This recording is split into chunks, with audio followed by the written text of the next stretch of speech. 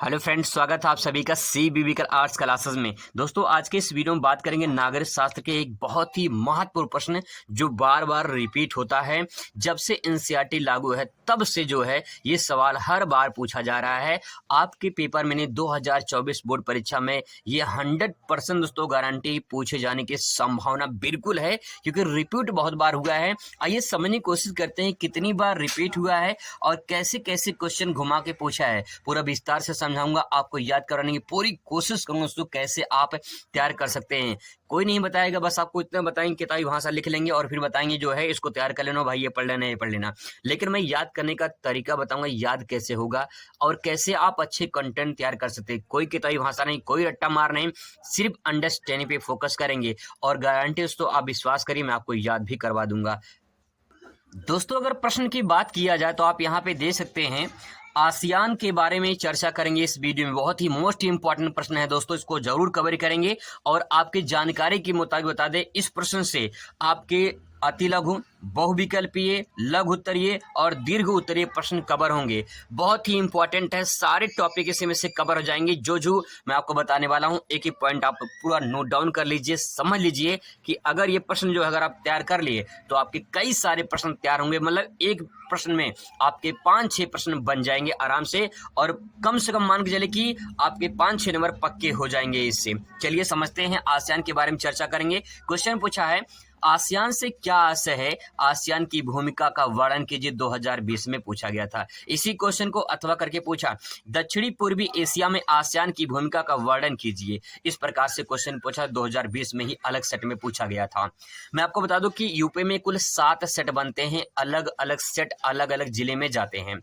मतलब ये है कि जिला चुना जाता है और उन जिलों में सेट भेजा जाता है। तो 7 सेट तैयार होते हैं और उन 7 सेटों को जो है अलग अलग जिलों में भेजा जाता है। तो आपके जिले में कौन सा सेट आएगा आपको बिल्कुल नहीं पता है, तो यहाँ पे समझने की कोशिश करेंगे। आपके क्वेश्चन में जो है ये आपके बोर्ड पेपर में ये आ सकता है। इसके बाद दोस्तों इसी क्वेश्चन को अथवा करके पूछा है कि आसियान का उद्देश्य और उसकी भूमिका का उल्लेख कीजिए। इस प्रकार से भी क्वेश्चन पूछ सकता है और ऐसे पूछ सकता है आसियान दक्षिणी पूर्वी एशियाई राष्ट्रों का संगठन का उद्देश्य, उसकी भूमिका का मूल्यांकन कीजिए। ये क्वेश्चन बार बार रिपीट हुआ। इस प्रकार से अथवा करके क्वेश्चन किसी प्रकार से घुमा के पूछ लेगा। बस आपको समझना इतना है, आसियान के बारे में पूरा डिटेल से पढ़ लेना है, सारा क्वेश्चन कवर हो जाएगा। आइए शुरुआत करते हैं आज के बहुत ही बेहतरीन शानदार वीडियो। दोस्तों, जो मैंने आंसर लिखा है बहुत ही शानदार लिखा है, अच्छे तरीके से आपको समझ में आ जाएगा। ऐसा कोई यहाँ पे सेंटेंस नहीं होगा जो आपको समझ में ना आए। अगर ऐसा कोई सेंटेंस मिलता भी है तो मैं उसको तोड़ मरोड़ के आपको समझा दूंगा, गारंटी, ये विश्वास करिए। दोस्तों यहाँ पे देखिए लिखा है, पहले आसियान का पूरा नाम समझिए, आसियान है क्या। एक लाइन में अगर बात करें तो आसियान में यहाँ पे इस प्रकार से लिखा है, हिंदी में ऐसे, इंग्लिश में ऐसे। ए से एसोसिएशन ऑफ, यस से साउथ, ई से ईस्ट, साउथ ईस्ट, फिर ए से एशियन और एन से nation. Association of south east Asian Asian Nations, ये तो हो गया इंग्लिश में। इसको कहते हैं हिंदी में दक्षिण पूर्वी एशियाई राष्ट्रों का संगठन।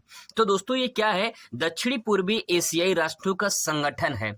एक देश है, एक देश नहीं, इसमें 10 देश हैं। इन 10 देश, जो 10 देश हैं वो दक्षिण पूर्वी एशिया में आते हैं। जो एशिया महाद्वीप है उस एशिया महाद्वीप का दक्षिण पूर्वी हिस्सा है। थोड़ा सा मैं आपको मानचित्र से आपको थोड़ा सा समझाने की कोशिश करूं, आपको अच्छे समझ में आएगा। मैपिंग भी दिखाएंगे, मैपिंग से समझाएंगे भी, अच्छे तरीके से आपको समझ में आ जाएगा।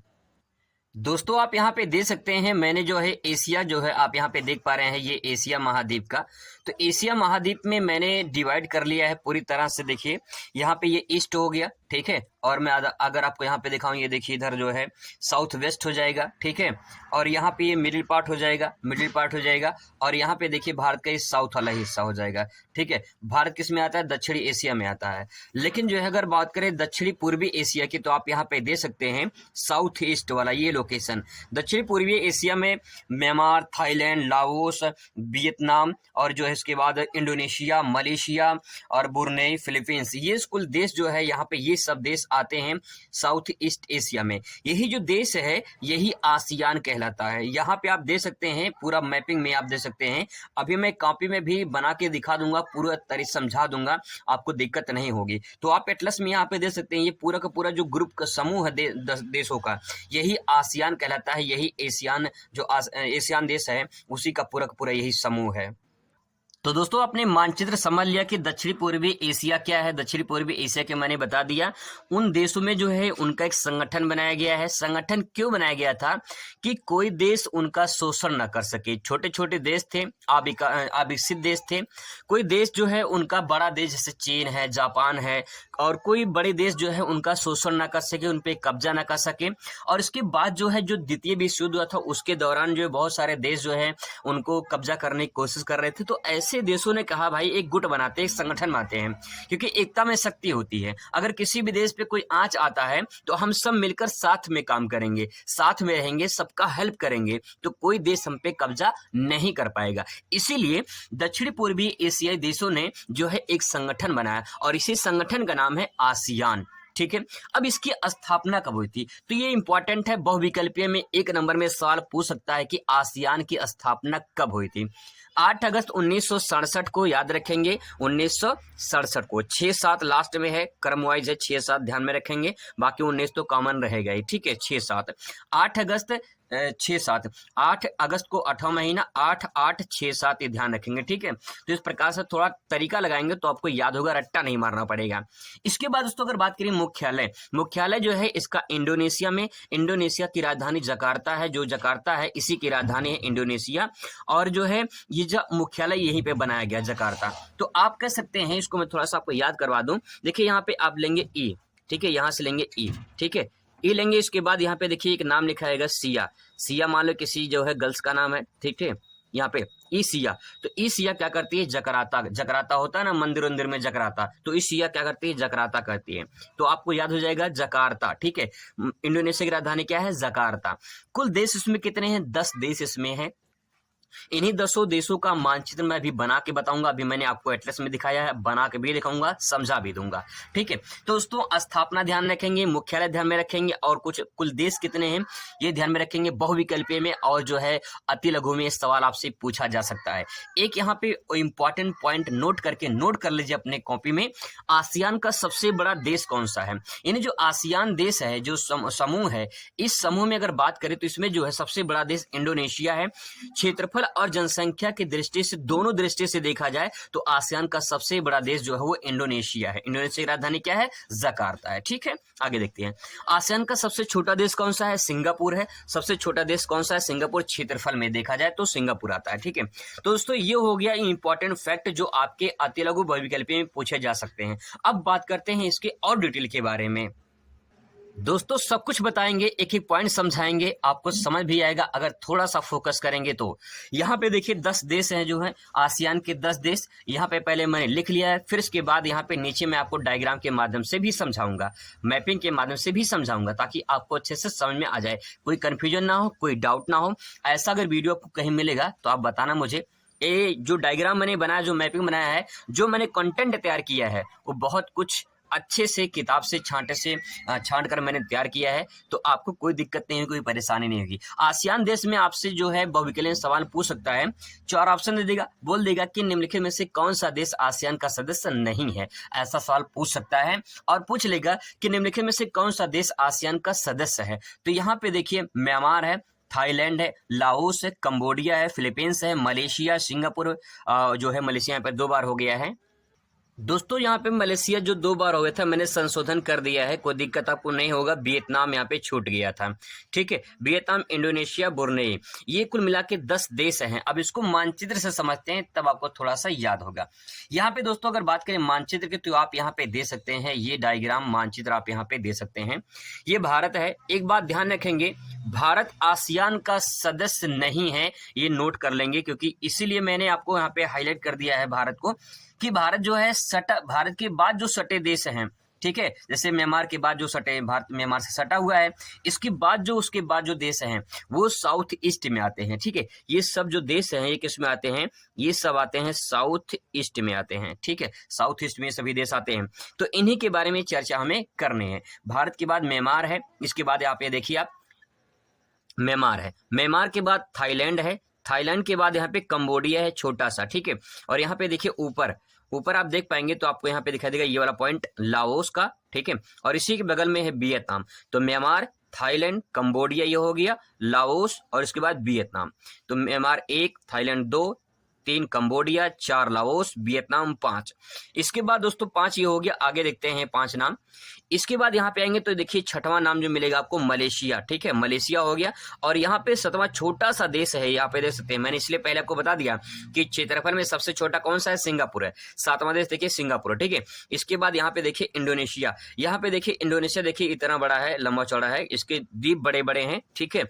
और यहाँ पे देखिए इंडोनेशिया हो गया, ये हो गया नवा ब्रुनेई, और इसके बाद यहाँ फिलीपींस हो गया।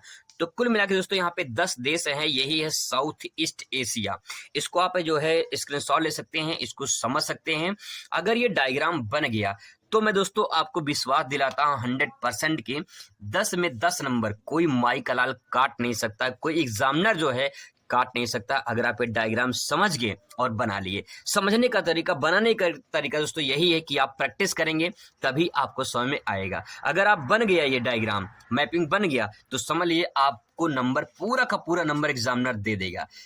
दोस्तों यहाँ मैंने नोट करके लिख दिया है कि भारत आसियान देश का सदस्य नहीं है, लेकिन यहाँ पे एक चीज नोट करेंगे, भारत, रूस और चीन आसियान के सहयोगी देश हैं, सदस्य तो नहीं है लेकिन सहयोगी देश हैं। अगर कहीं इनका सम्मेलन होता है तो ये सहयोगी के रूप में काम करते हैं। तो भारत कैसा देश है, सहयोगी के रूप में है, ठीक है। भारत किस में आता है, भारत आता है साउथ में, दक्षिणी एशिया में आता है, लेकिन ये जो देश हैं ये साउथ ईस्ट में आते हैं, ठीक है। अब बात करते हैं इसके और मेन पॉइंट की।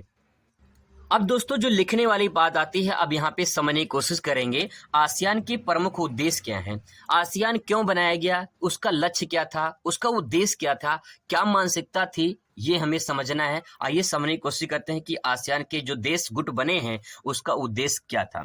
सबसे पहले मैंने आपको बता दिया कि आसियान का जो मुख्य कारण था बनने का, वो द्वितीय विश्व युद्ध के दौरान कोई भी देश इनका शोषण न कर सके, इन पे कब्जा न कर सके। और जो है बहुत सारे ऐसे जो बड़े देश हैं, इनसे शक्तिशाली देश जैसे चाइना वगैरह है, चाइना आप जानते हैं हमेशा कब्जा करता रहता है, तिब्बत पे कब्जा कर लिया है, और उधर कुछ राज्यों में भारत में भी जो है अक्साई चीन पे कब्जा कर लिया है। तो कहीं के दोस्तों जो सवाल ये बनता है कि इन देशों ने गुट बनाया कि भाई कहीं हमारे ऊपर ना कब्जा कर ले, इसलिए उन्होंने एक समूह बनाया है, और उन समूह का उद्देश्य क्या है वही हमें समझना है। पहला पॉइंट है क्षेत्रीय शांति तथा सुरक्षा स्थापित करना। जो क्षेत्रीय शांति और सुरक्षा है उसको स्थापित करना इनका प्रमुख उद्देश्य था। जो देश हैं उन देशों के कहीं न कहीं, जैसे मान लीजिए आप यहाँ पे दे सकते हैं, ये जो देश हैं इन देशों में को जो है कहीं न कहीं सहयोग स्थापित हो, शांति हो, सुरक्षा स्थापित हो, इसीलिए जो है इन देशों में एक गुट बनाया गया कि हम आपस में शांति एकता बनाए रखेंगे, ताकि कोई देश जो है हम पे कब्जा न कर सके। आप यहाँ दे सकते हैं जापान यहाँ पे है, यहाँ पे चाइना है, ठीक है। तो इन देशों को डर हमेशा बना रहता है कि कहीं चाइना इधर से आके हमारे ऊपर कब्जा न कर ले, क्योंकि चाइना देख सकते कितना बड़ा है, सबसे बड़ा चाइना दिख रहा है यहाँ पे। यहाँ पे देखिए जापान एक विकसित देश है, तो जापान भी यहाँ पे कब्जा कर सकता है, ठीक है। तो कहीं न कहीं ये जो देश हैं ये अपने आप में एक ग्रुप बना लिए हैं, छोटे छोटे देश हैं, इसलिए उन्होंने ग्रुप बना लिया है कि हमारे पर कोई कब्जा न कर सके, कोई जो है हमारे जो जमीनी जो जायदाद है, मतलब सब कुछ जो संसाधन वगैरह हैं उसको कोई हड़प ना ले, इसलिए इन्होंने गुट बनाया और उसी को उद्देश्य को पूरा करने के लिए ये लोग आगे बढ़े। तो क्षेत्रीय शांति और सुरक्षा स्थापित करने के लिए पहला पॉइंट हो जाएगा। दूसरा हो जाएगा आसियान देशों में आर्थिक विकास का बढ़ावा देना। छोटे छोटे देश हैं, विकासशील देश हैं, तो इनको का आर्थिक सहायता के लिए एक देश दूसरे देश की जब मदद करेगा तो कहीं न कहीं ये जो है विकसित की श्रेणी में शामिल होंगे धीरे धीरे। इसके बाद दोस्तों बात आती है तीसरा पॉइंट, सामाजिक और सांस्कृतिक विकास का प्रोत्साहन देना। सामाजिक सांस्कृतिक रूप से कहीं न कहीं विकास को प्रोत्साहन देना, उनकी जो संस्कृति है, उनकी जो सामाजिक एकता है, उनकी जो समाज की भावनाएं हैं, जो उनके देशों में अलग अलग संस्कृति है, उन संस्कृतियों को बढ़ावा देना ताकि वो अलग देशों में प्रचार हो सके, उनका कहीं उनका नाम भी हो सके, बहुत सी ऐसी संस्कृति हैं जो दबी की दबी रह जाती हैं। तो इसीलिए इन्होंने गुट बनाया कि भैया हम सामाजिक जो हमारी संस्कृति है इसको विकास को प्रोत्साहन दिया जाए, ताकि बढ़ावा दिया, ताकि जो है अंतर्राष्ट्रीय लेवल पे पहुंच सके। क्योंकि अगर कोई खेल होता है जैसे ओलंपिक्स, एशियन या फिर कोई और खेल होता है तो इन देशों को आप कम देखते होंगे, है ना। कहीं न कहीं इनकी संस्कृति, इनकी सामाजिक जो है वो छुपी हुई है। तो इसको बढ़ावा देने के लिए, ऊपर उठाने के लिए इन देशों ने जो है एक गुट बनाया और उसका उद्देश्य बना लिया कि हमें ऐसे-ऐसे काम करने हैं। आई होप दोस्तों आपको समझ में आ रहा होगा। आगे देखिए, दक्षिणी पूर्वी एशियाई अध्ययन को बढ़ावा देना। दक्षिणी पूर्वी एशियाई जो है इनको कोई समझना चाहता है? इनको कोई समझना ही नहीं चाहता है। इन देशों के बारे में कोई पढ़ना ही नहीं चाहता है। कहीं न कहीं समाज जो है, ये जो सामाजिक इनके में सामाजिक धारणाएँ हैं, जो विचार हैं, इनके बारे में कुछ समझना नहीं चाहता है। तो इसीलिए जो है यहाँ पे ये बात कही गई है कि दक्षिणी पूर्वी एशिया को अध्ययन किया जाए, समझा जाए कि जो है वहाँ पे देश में संसाधन क्या है, प्राकृतिक स्रोत क्या है, ताकि जो है उनको बढ़ावा मिल सके। आगे देखिए, कृषि, व्यापार और उद्योग में परस्पर सहयोग देना। कृषि क्षेत्र में, व्यापार में, उद्योग में कहीं न कहीं जो इन देशों का समूह था, उन देशों का यही उद्देश्य था कि हम कृषि में एक दूसरे की मदद करेंगे, व्यापार एक दूसरे देश में करेंगे, ताकि जो है कहीं न कहीं हमारी आर्थिक स्थिति में सुधार आ सके। उद्योग को बढ़ावा देंगे, ताकि जो है कहीं न कहीं हमारे जो है कम देश में इंडस्ट्री लगे, कंपनियां लगें और उसके बाद जो लोगों को रोजगार मिले, लोगों को आर्थिक स्थिति में सुधार हो। तो कहीं न कहीं ये जो पॉइंट है ये काफ़ी इंपॉर्टेंट है, आप ऐसे समझ सकते हैं। प्रशिक्षण तथा शोध में सहायता देना। बहुत सारे ऐसे जो देश हैं जो कहीं की तकनीकी में पीछे हैं, उनको मदद के लिए, आर्थिक सहायता देने के लिए उनको प्रशिक्षण दिया जाए, रिसर्च किया जाए, शोध मतलब रिसर्च किया जाए, ताकि जो है उनको मदद मिल सके, सहायता मिल सके, ताकि वो देश जो है ऊपर उठ सके। यही सब जो है उद्देश्य है आसियान का। तो यहाँ पे 6 पॉइंट में दोस्तों लिखा है, इस 6 पॉइंट को आप समझ सकते हैं। बस आप थोड़ा सा दिमाग लगाएंगे तो आप समझ जाएंगे, कोई बहुत बड़ी बात नहीं है। मैंने कोई किताबी वहां से रट्टा मार नहीं लिखा है जिससे आपको समझ में ना आए। मैंने अपनी भाषा में ऐड किया ताकि आपको आसानी से समझ में आ जाए। इसके बाद दोस्तों बात करते हैं आसियान के प्रमुख जो है उद्देश्य क्या है, सॉरी भूमिका क्या है, इनके कार्य क्या है, इसका कार्य क्या है, इसकी जो है भूमिका क्या है, यही बात हमें समझनी है। देखिए आसियान की भूमिका एक कार्य में दक्षिण पूर्वी एशियाई के देश के मध्य एक साझा बाजार की स्थापना करना तथा सदस्य देशों के बीच आर्थिक सहयोग को वृद्धि करना।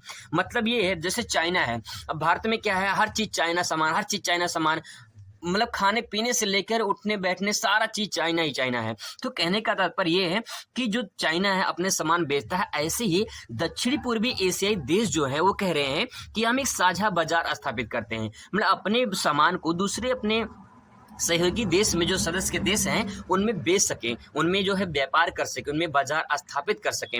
इसीलिए सदस्य देशों के बीच में एक आर्थिक सहयोग का वृद्धि होगा। तो अगर जो आसियान के जो देश हैं, अगर ये कहीं न कहीं एक दूसरे की मदद करते हैं, एक दूसरे में व्यापार करते हैं, एक दूसरे में जो है दूसरे देश में जाके बाजार करते हैं, तो कहीं न कहीं इनको बढ़ावा मिलेगा और एक देश दूसरे देश को कहीं न कहीं मदद कर पाएंगे। तो इससे कहीं न कहीं उनका फायदा होगा और उनका जो है आर्थिक स्थिति में सुधार होगा। आगे देखते हैं दोस्तों, यहाँ पे दक्षिणी पूर्वी एशिया के देश में शांति और सौहार्द की वातावरण पैदा करना। अभी मैंने को बताया था कि कोई भी देश इन पे अटैक ना कर सके, कोई आक्रमण ना कर सके, कोई जो है इन पे कब्जा ना कर सके, इसीलिए जो है इन देशों में जो है एक एकता बनाई गई। और दूसरी बात है, आपस में ये खुद न लड़े, क्योंकि आपस में कभी कभी लड़ जाते हैं ना, तो ये आपस में खुद न लड़े, इसलिए इन्होंने एक एकता बनाया, प्रेम भाव से रहेंगे, शांति बनाकर रहेंगे, सौहार्द मतलब भाईचारे की तरह रहेंगे और जैसा वातावरण पैदा करेंगे भाईचारे की, शांति के रूप में, ताकि किसी भी देश को कोई विपत्ति ना आए, किसी देश को कोई आपत्ति ना हो। आगे देखिए, अगला पॉइंट है यहाँ पे 15 वर्ष के अंदर दक्षिणी पूर्वी एशिया में एक मुक्त व्यापार क्षेत्र का विकास करना। जब द्वितीय विश्व युद्ध हुआ था उस टाइम पे इसके बाद कहा गया कि हम 15 वर्षों तक जो है दक्षिणी पूर्वी जो एशिया है उसमें मुक्त व्यापार करेंगे, कोई टैक्स वगैरह नहीं लगेगा, ताकि जो है कहीं के देश का जो देश है उन सदस्य में वो कहीं के आर्थिक रूप से जो है आगे आ सके और जो है कहीं विकास कर सके।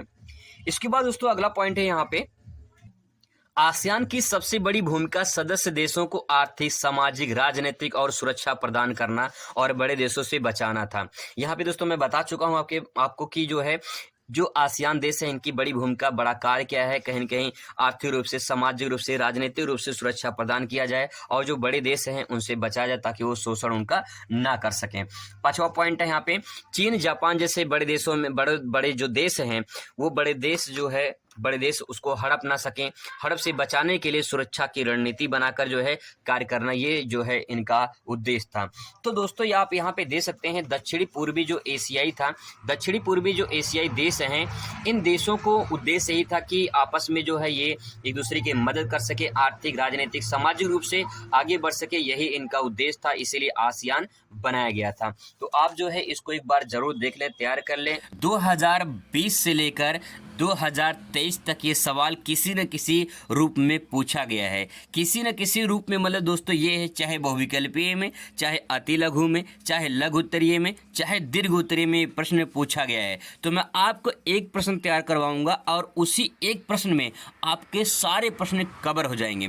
दोस्तों आपको विश्वास दिलाते हैं, अगर आप ये प्रश्न तैयार कर लेंगे तो आप मान के चलिए कम से कम आपका 5 से 10 नंबर इस प्रश्न से आपके तैयार हो जाएंगे, क्योंकि बहुत ही इंपॉर्टेंट है, हर साल किसी न किसी रूप में पूछा जाता है। आइए शुरुआत करते हैं। दोस्तों आपको एक बात और बता दें, जो आंसर मैं आपको बताने वाला हूं, जिस प्रकार से मैं आपको समझाने वाला हूं, अगर आपको कोई ऐसा आंसर देखने को मिल जाएगा तो आके मुझे कमेंट करना, मैं वीडियो डिलीट कर दूंगा, गारंटी दोस्तों बता रहा हूँ, वीडियो डिलीट कर दूंगा। लेकिन अगर आपको ऐसा मिलेगा तब ना, मिलेगा ही नहीं, क्योंकि आंसर आप एक बार प्रारूप देख लीजिए, मैं आपको प्रारूप दिखा दे रहा हूं, आप उस प्रारूप देख कर भी बता सकते हैं कि आपको ऐसा आंसर मिलेगा कि नहीं। इस प्रकार से देखिए, डायग्राम मैपिंग के साथ मैंने बताया, बाकी अभी आगे और मैं अच्छे तरीके से आपको समझाने वाला हूँ, बाकी आगे अभी और मैपिंग आपको दिखाने वाला हूँ, अच्छे तरीके से एक स्मार्ट आंसर आपको दिखाने वाला हूं।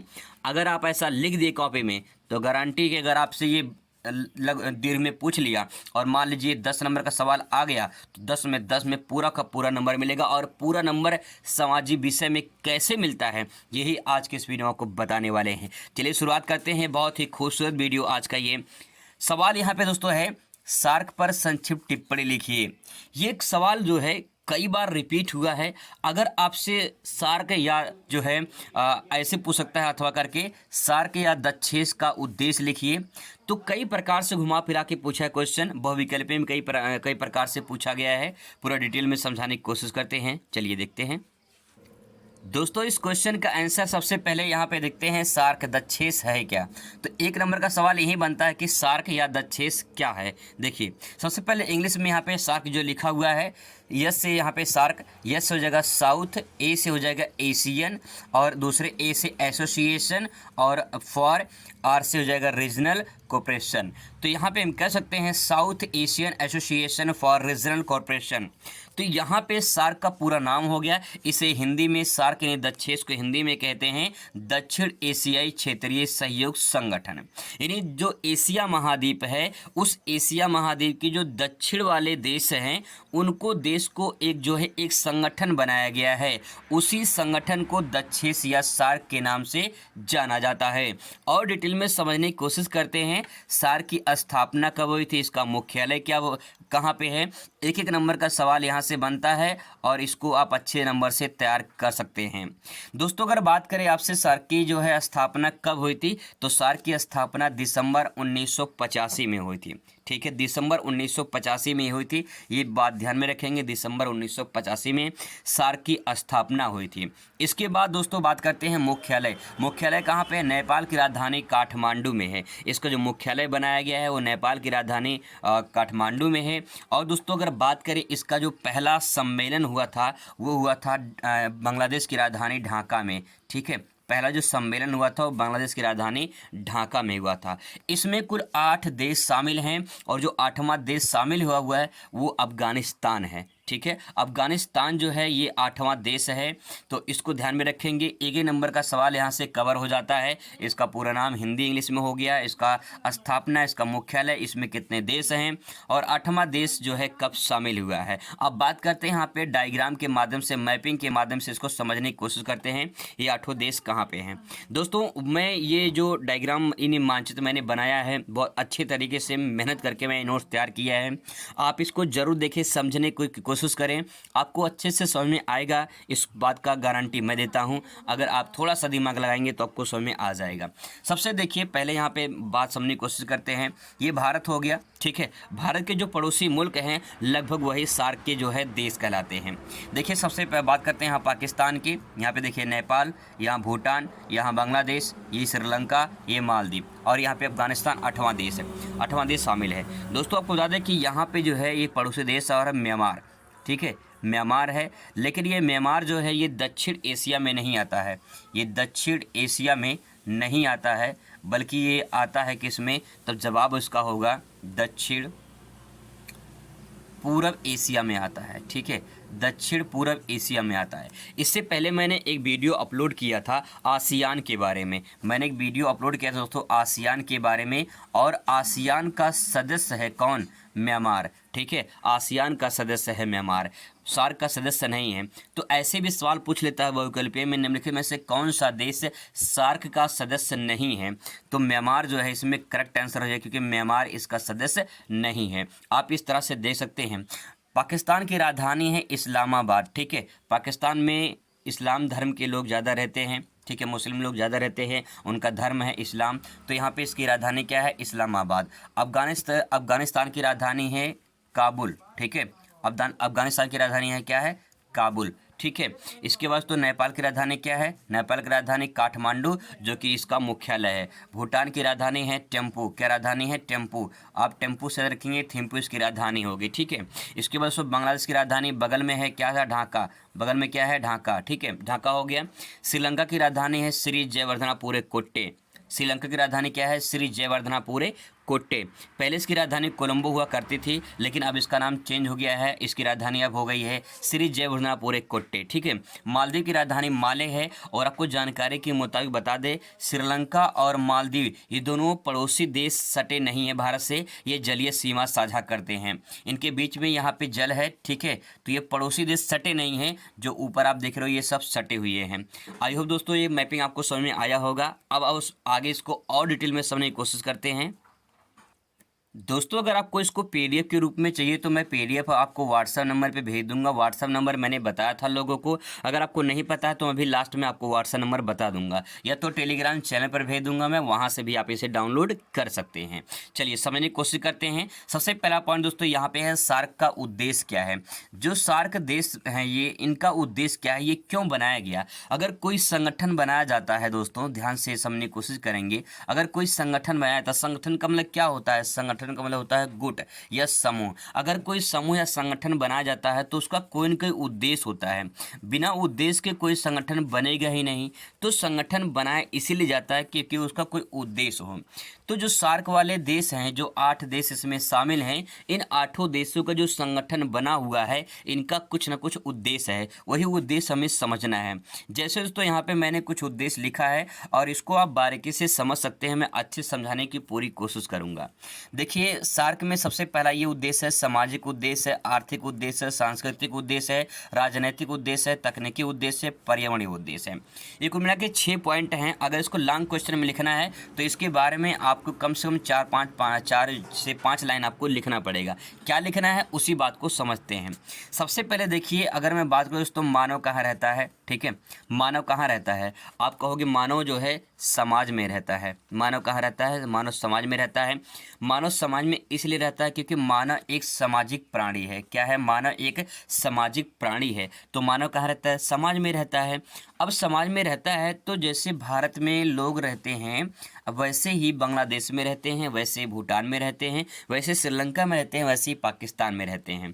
तो वहाँ पे जो समाज के लोग होते हैं उनका कुछ उद्देश्य होता है, सामाजिक विकास उद्देश्य होता है, कहीं न कहीं समाज में अच्छा उनका नाम हो, अच्छी उनकी जो है स्थिति हो। तो कहने का तात्पर्य दोस्तों कि अगर समाज के लोगों का विकास होगा, ठीक है, समाज के लोगों का विकास होगा तो कहीं न कहीं उनके क्षेत्र का विकास होगा, उनका विकास होगा, उनकी आर्थिक स्थिति अच्छी होगी। तो यही दोस्त उद्देश्य यही है कि जो सार्क के देश हैं, उन सार्क के देशों के जो मानव हैं, उन मानव का विकास हो, ठीक है, उन मानव का विकास हो, और मानव के साथ जब मानव का भी विकास होगा तो समाज का विकास होगा, और जब समाज का विकास होगा तो कहीं कहीं देश का भी विकास होगा। यही इसका उद्देश्य है। तो इस प्रकार से दोस्तों आप इसे लिख सकते हैं। ठीक है, आई होप आपको समझ में आ रहा होगा, और समझने की कोशिश करेंगे तो दोस्तों आपको गारंटी समझ में आ जाएगा। अब देखिए आर्थिक कारण में अगर आर्थिक शब्द को ध्यान से आप देखोगे ना तो आपको एक शब्द छुपा दिखाई देगा, अर्थ, और अर्थ का मतलब होता है धन। ठीक है, अर्थ का मतलब क्या होता है? धन। अर्थशास्त्र की भाषा में इसे धन कहा जाता है। मैं आपको एक लॉजिक बताता हूँ। मान लीजिए यहाँ मैंने अर्थ लिखा है, मैं कहूँ आपको कि इस अर्थ की जो ये अर्थ इस अर्थ के अर्थ का अर्थ क्या है, तो आपका जवाब क्या होगा? ध्यान से बात को समझने की कोशिश करें दोस्तों। एक लॉजिक बता रहा हूँ आपको। अगर मैं कहूँ इस अर्थ के अर्थ का अर्थ क्या है, तो आपका जवाब क्या होगा? आपका जवाब कन्फ्यूजन वाला होगा। यहाँ पे समझने की कोशिश करिए। एक अर्थ का मतलब क्या होता है? एक अर्थ का मतलब होता है पृथ्वी। ठीक है, पृथ्वी होता है। और दूसरे अर्थ का मतलब होता है क्या? धन होता है। ठीक है, अर्थशास्त्र की भाषा में इसे धन बोलते हैं। और तीसरे जो अर्थ होता है उस अर्थ का हम कोई मतलब निकालते हैं। जैसे मान लो अगर मैं कहूँ कि यहाँ पे पर्यावरण लिखा है, तो पर्यावरण का मतलब क्या होता है, इसका अर्थ क्या है, तो यहाँ पे इसका अर्थ बताएंगे। तो दोस्तों ये तीनों पॉइंट मैंने लॉजिक की तरह बताया है। यहाँ पे जो आर्थिक शब्द लिखा हुआ है, इस शब्द के अंदर एक शब्द छुपा हुआ है जिसका नाम है अर्थ, और इस अर्थ का मतलब होता है धन। और जब धन रहेगा तो मानव विकास करेगा, और जब मानव विकास करेगा तो समाज विकास करेगा, और जब समाज विकास करेगा तो कहीं न कहीं देश भी विकास करेगा। तो देखिए हर सर्कल दूसरे सर्कल से जुड़ी हुई है। अगर जोड़कर पढ़ेंगे तो आपको दिक्कत नहीं होगा। समाज के लोग हैं, समाज के लोगों का विकास कैसे होगा? जब उनके पास क्या होगा? धन होगा। और जब धन होगा तो आर्थिक विकास होगा कि नहीं होगा? आर्थिक उद्देश्यों की पूर्ति होगी कि नहीं होगी? जो भी इंसान चाहेगा, जो बनना चाहेगा, जो खरीदना चाहेगा, वो खरीद सकता है जब उसके पास क्या रहेगा? जब उसके पास धन रहेगा। धन रहेगा तो सामाजिक विकास होगा, और सामाजिक विकास होगा तो कहीं न कहीं उसकी जो संस्कृति है वो कहीं न कहीं उसके सुधार होंगे, उसकी संस्कृति का बढ़ावा मिलेगा। क्योंकि हर देश में अलग अलग प्रकार की जो है लोग रहते हैं, और लोगों का एक धर्म होता है, लोग की एक जाति होती है। उन धर्म को, उन जाति के आधार पे संस्कृति कुछ होती है, उन संस्कृति को भी विकास करना होता है। तो दोस्तों यहाँ पे हम कह सकते हैं कि सांस्कृतिक विकास भी कहीं न कहीं इनका एक उद्देश्य बनता है। आई होप आपको समझ में आ रहा होगा। राजनीतिक दृष्टि देखिए, बहुत सारे देश ऐसे, मान लो भारत हो गया, नेपाल हो गया, पाकिस्तान हो गया, भूटान हो गया। ये जो देश हैं इनमें कुछ ना कुछ जो है सरकारें हैं जो इस देश को संचालन कर रही हैं। तो अगर इन देशों के राजनेता का संबंध अच्छा होगा तो उन देशों का विकास भी अच्छा होगा। अगर इन देशों का विकास अच्छा नहीं होगा, मतलब राजनीतिक अच्छा नहीं होगा, राजनेता का संबंध अच्छा नहीं होगा, तो क्या इनका विकास हो पाए? कोई दूसरे को मदद करेगा? नहीं करेगा। अगर मैं आपको दूसरे भाषा में समझाऊँ तो आप ऐसे समझ सकते हो, जैसे मान लीजिए आपका ये घर है, ठीक है, आपका घर है, आपके बगल में यहाँ पे पड़ोसी का घर है। अगर आपके पड़ोसी का संबंध आपसे अच्छा है तो अगर कोई इसको आवश्यकता पड़ती है तो आप इसका मदद करोगे कि नहीं करोगे? बिल्कुल करोगे। लेकिन अगर इससे झगड़ा हो गया है तो क्या उसका मदद करने जाओगे? नहीं करने जाओगे। इसीलिए संबंध अच्छा होगा तो राजनीति भी अच्छी होगी, और राजनीति अच्छी होगी तो कहीं के विकास होगा। कैसा विकास? सांस्कृतिक विकास, आर्थिक विकास, सामाजिक विकास जरूर होगा। कैसे होगा? जब राजनीतिक अच्छा होगा तब होगा। ठीक है। और दूसरी बात दोस्तों यहाँ पे है तकनीकी। जैसे भारत ने क्या किया है, जैसे चंद्रयान पे जो है अपना मिशन जो है वो सबसे सफल मिशन हुआ है। तो इस प्रकार से अलग जो देश है, पाकिस्तान, भूटान, नेपाल, बांग्लादेश, जो ये सब देश हैं, ये कहीं की बहुत पीछे हैं। अगर इनका तकनीकी विकास अच्छा होगा, तकनीकी डेवलपमेंट होगा, तो कहीं की उनका उद्देश्य भी जो है पूर्ति होगी और वो विकास कर सकते हैं। तो इसीलिए सभी देश एक दूसरे को मदद कर सकते हैं, और कहीं कहीं उनका जो तकनीकी है उससे विकसित कर सकते हैं, अपने आप को डेवलपमेंट कर सकते हैं। यही इसका उद्देश्य है दोस्तों। इसके बाद आता है पर्यावरणीय। देखिए पर्यावरण का ये बहुत बड़ी समस्या है। बहुत सारे ऐसे जो है देश है जहाँ पे बहुत सारे ऐसे रिसोर्सेस हैं, उन संसाधन के द्वारा जो है उनकी जो है कमी कहीं पड़ जाती है। तो एक देश से दूसरे देश में जो है क्या होता है, कहीं न कहीं उस संसाधनों का हस्तांतरण होता है, या फिर कह सकते हैं कि जो पर्यावरण होता है वो कहीं न कहीं वातावरण में ऐसे जो है माहौल क्रिएट हो जाता है जिसके कारण जो है जलवायु परिवर्तन होता है, जिसका असर देखने को मिलता है मानव जीवन पर। तो एक सबसे बड़ा मुद्दा हो जाता है सामाजिक में जो है पर्यावरण का, कि पर्यावरण को स्वच्छ रखना है, पर्यावरण को बनाए रखना है ताकि किसी को कोई दिक्कत ना हो। तो इस प्रकार से तो ये कुछ उद्देश्य हैं, इसे आप आसानी से समझ सकते हैं, आसानी से लिख सकते हैं। अब बात करते हैं आगे मोस्ट इंपॉर्टेंट की, फिर मैं आपको बताता हूँ अपना व्हाट्सएप नंबर जिससे आप ये नोट्स पूरा प्राप्त कर सकते हैं। दोस्तों जो पॉइंट मैंने यहाँ पे लिखा था ऊपर, यहाँ पे जो मैंने लिखा था ये उद्देश्य, इस उद्देश्य को देखो लिखने कई सारे तरीके हैं। स्मार्ट तरीके से भी ले सकते हैं, नॉर्मल ऐसे भी ले सकते हैं, ये भी अच्छा लग रहा है। लेकिन यहाँ पे जो डायग्राम मैंने बनाया है ये भी अच्छा लग रहा है, आप इस प्रकार से भी लिख सकते हैं। अगर आप डायग्राम के माध्यम से समझाने की कोशिश करेंगे तो आपको दिक्कत नहीं होगी। कई सारे फ़ायदे हैं। फ़ायदे ये है, जैसे मान लो यहाँ पर जो लिखा गया है अच्छा लग रहा है। दूसरी बात ये है कि साफ साफ दिख रहा है। तीसरी बात ये है कि पेज भर जाता है। और दूसरी बात ये पूरा नंबर आपको मिल जाता है। तो यहाँ पे कई सारे फायदे हैं, एक चीज करने से कई सारे फायदे आपको मिल जाते हैं। तो इस प्रकार से भी आंसर को आप प्रेजेंट कर सकते हैं, पूरा नंबर आपको मिलेगा दोस्तों अभी तक जितने क्वेश्चन मैंने कवर किए हैं, जैसे मैंने कहा कि सार्क ये क्वेश्चन पूछा गया कि सार्क की स्थापना कब हुई थी, सार्क का मुख्यालय कहाँ पे है, दक्षेश के 2 देशों का नाम बताइए, सार्क के 2 उद्देश्य बताइए, सार्क का 8वां देश कौन सा है, ये क्वेश्चन सब मैंने कवर कर लिया है। तो ये आज का प्रश्न हमारा है, भारत और पाकिस्तान के मध्य संघर्ष के प्रमुख कारण क्या है, इसकी विवेचना कीजिए। क्वेश्चन दे सकते हैं 2020 में, 2022 में, 2023 में, लगातार ये पूछा जा रहा है। इसी क्वेश्चन को अथवा करके पूछा है, भारत पाकिस्तान संबंध का विस्तार से वर्णन कीजिए। तो आइए विस्तार से वर्णन करते हैं और विथ मैपिंग, विथ डायग्राम के माध्यम से मैं आपको अच्छे समझाऊंगा। और आपको ऐसा आंसर पूरे यूट्यूब पर कहीं नहीं मिलेगा, आप सर्च करके देख लेना भाई, अगर कहीं मिलेगा तो आके मुझे बताना, मैं वीडियो डिलीट कर दूंगा अगर ऐसा मिल जाएगा तो। दोस्तों सबसे पहले ये समझते हैं कि भारत और पाकिस्तान के बीच जो है कुछ युद्ध हुए थे, उन युद्धों के बारे में पहले समझ लेते हैं, क्योंकि बहुविकल्पी में ये सवाल पूछा जा सकता है। सवाल यहाँ पे आपसे पूछ लिया कि भारत पाकिस्तान के कितने युद्ध बीच में कितने युद्ध हुए थे, या फिर जो है अगर आपसे पूछ लिया कारगिल का युद्ध कब हुआ था, बांग्लादेश का जो विभाजन हुआ था उस कब हुआ था, तो इस प्रकार से भी सवाल पूछा जा सकता है। तो यहाँ पर मैंने जो है सबको साथ में लिख दिया है ताकि आपको याद करने में आसानी हो। देश का बंटवारा जैसे हुआ उसके बाद ही 1948 में जो है जम्मू कश्मीर मुद्दे को लेकर युद्ध हुआ, और फिर आगे जो है 1965 में उसी जम्मू कश्मीर के मुद्दे को लेकर युद्ध हुआ 1965 में। तो 1948 में, फिर 1965 में, इसके बाद बांग्लादेश विभाजन हुआ, बांग्लादेश बना, एक नया देश अस्तित्व में आया। 1971 में भी युद्ध हुआ पाकिस्तान से। इसके बाद दोस्तों 1999 में कारगिल का युद्ध हुआ। तो ऐसे छोटे मोटे और कई सारे युद्ध होते आ रहे हैं। तो कहीं कि पाकिस्तान जो खुरापात हरकत करता रहता है और उसको सबक हमेशा मिलती रहती है कि बाप से नहीं टकराना चाहिए। अब दोस्तों यहाँ पे विस्तार में समझते हैं कि जो है पाकिस्तान और भारत के बीच में जो है प्रमुख कारण क्या है। आइए डिटेल में समझने की कोशिश करते हैं, मैं आपको अच्छे समझा दूंगा, बस थोड़ा सा आपको समझने की ज़रूरत है। यहाँ पे सबसे पहला दोस्तों पॉइंट ये है कश्मीर मुद्दा। अगर कश्मीर मुद्दा को थोड़ा सा ध्यान से आपको समझा दें, अच्छे समझने की कोशिश करेंगे, तो यहाँ पे सबसे पहली बात ये, कश्मीर मुद्दा के लेकर हमेशा युद्ध होता आ रहा है।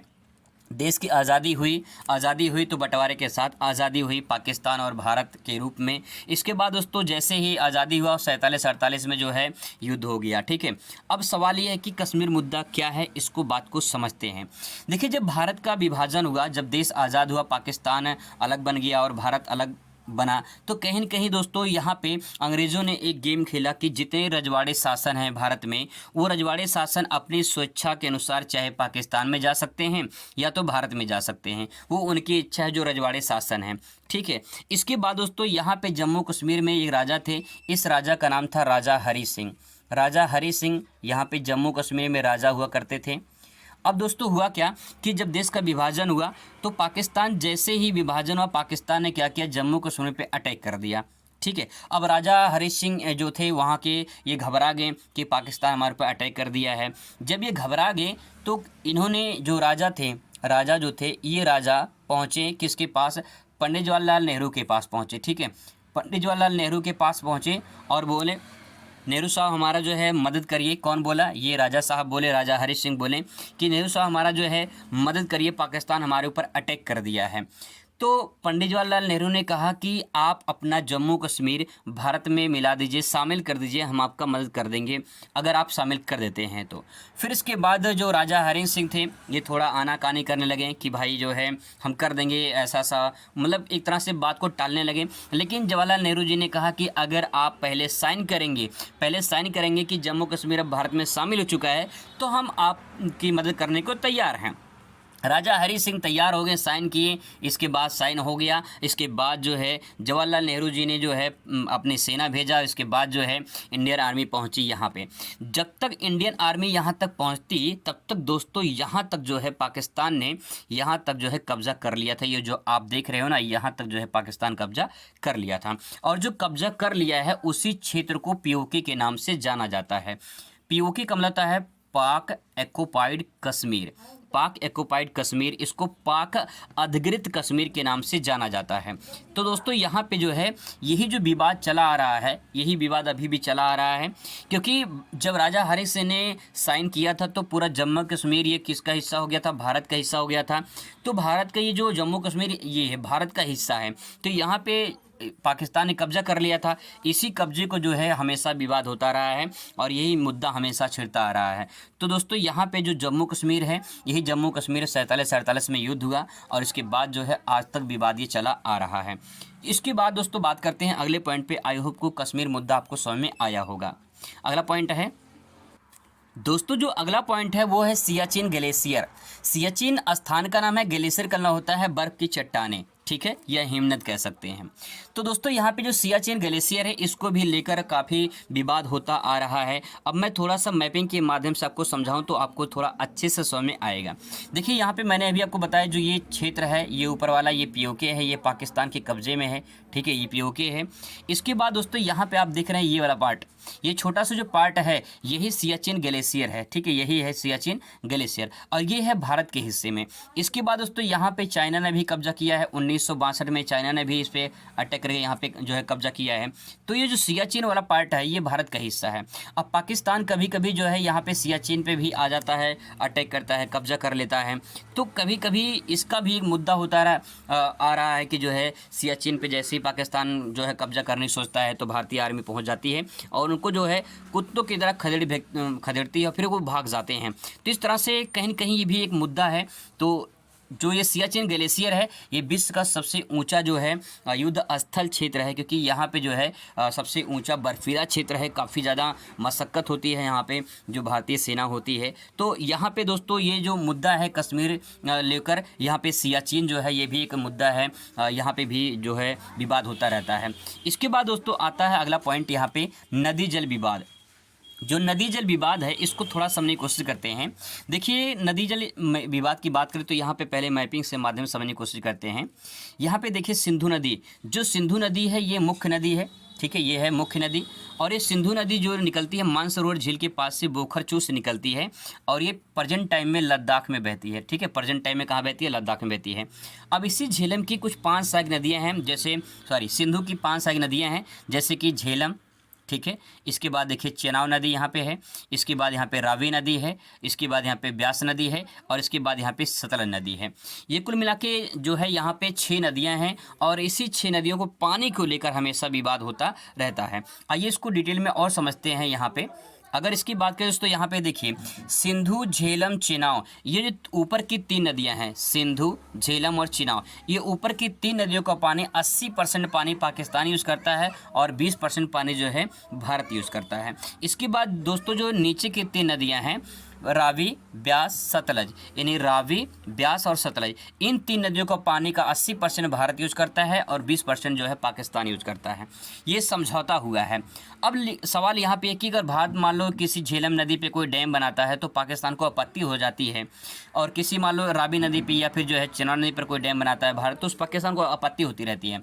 तो इसी जो है नदी जल विवाद को लेकर जो है हमेशा विवाद होता रहता है। तो ये भी एक पॉइंट यहाँ पे ऐड कर सकते हैं दोस्तों। अगर आप आंसर डायग्राम के माध्यम से लिखेंगे तो आपको बता दें कि आप अगर 10 नंबर का सवाल पूछता है तो 10 में पूरा का पूरा नंबर मिलेगा अगर आप इस तरह से आंसर को लिखेंगे। देखिए लिखने का कई सारे तरीके होते हैं, कुछ लोग कहानी की तरह लिखते हैं, कुछ लोग समझाने की कोशिश करते हैं, कुछ लोग डायग्राम का प्रयोग करते हैं, कुछ लोग मैपिंग का प्रयोग करते हैं। तो जिस प्रकार से आप लिखेंगे उसी प्रकार से आपको नंबर मिलेगा। इसके बाद दोस्तों बात आता है यहाँ पे सर क्रीक की समस्या। सर क्रीक क्या है? क्रीक न होता है दलदली क्षेत्र, ठीक है, क्रीक मतलब होता है दलदली क्षेत्र। तो यहाँ पे देखिए ये जो सर क्रीक है ये कहाँ पे है? ये है दोस्तों गुजरात में, ठीक है। यहाँ पे देखिए ये है गुजरात और इसी गुजरात को मैंने यहाँ पे जूम किया है तो यहाँ पे आप देख सकते हैं ये जो गुजरात है यहाँ पे जो ये वाला पार्ट है ऊपर वाला ये है सर क्रीक और इसके नीचे है यहाँ पे कोरी क्रीक। सर क्रीक कोरी क्रीक ये दो क्षेत्र हैं, लेकिन विवाद सिर्फ सर क्रीक को लेकर है क्योंकि यहाँ से ये जो हिस्सा है ऊपर यहाँ पे पाकिस्तान है, ठीक है।